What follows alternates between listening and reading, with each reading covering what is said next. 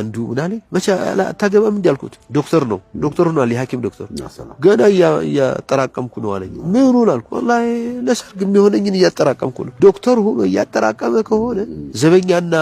ሊስትሮ ሆኖ የሚሰራው ሰው እንዴት ነው የሚያገባው ታዲያ አይታሰብም ስለዚህ غلاء في المهور ክልክል ነው ነብዩ ሰለላሁ ዐለይሂ ወሰለም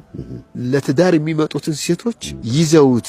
የሚገቡት ረድኤት አለ አክثرهن بركة